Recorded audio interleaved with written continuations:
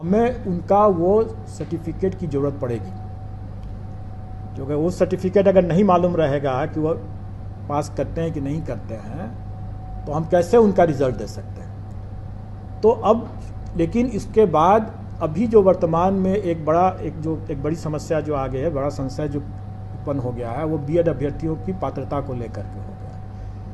इसका मतलब ये हुआ है कि हम रिज़ल्ट निकालने के समय तक हो सकता है कि यह संशय दूर न हो।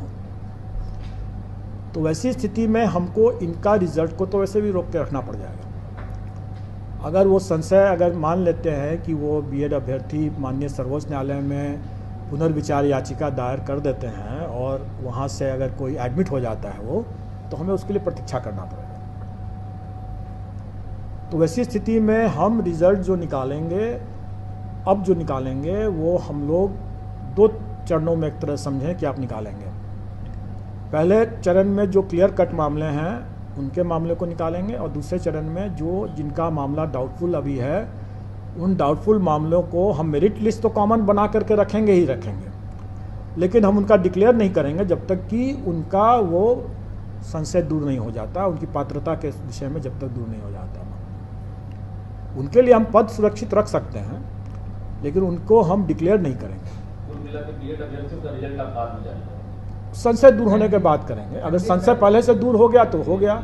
यही स्थिति सीटेट जो अपीयरिंग कैंडिडेट होंगे या जो बीएड के जो अपीयरिंग कैंडिडेट होंगे, जो अपनी पात्रता उनके अपीयरिंग जो एग्ज़ाम जिसमें वो किए हैं उसके परीक्षा फल पर आधारित होगा, उनके लिए भी हम लोग इसको सुरक्षित तो रखेंगे लेकिन डिक्लेयर नहीं करेंगे।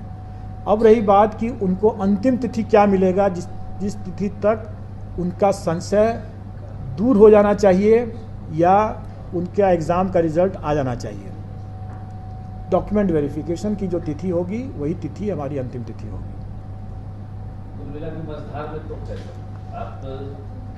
अगर सिर्फ एक ही मामले में जहां पर माननीय सर्वोच्च न्यायालय के द्वारा पुनर्विचार याचिका उसमें एडमिट कर लिया जाता है, वैसे मामले में हम प्रतीक्षारत रहेंगे। अन्यथा बाकी मामले में तो मैं नहीं समझता हूं कि संशय की स्थिति उस समय तक बरकरार रहेगा। डॉक्यूमेंट वेरिफिकेशन की तिथि में अगर वो संशय दूर हो चुका रहे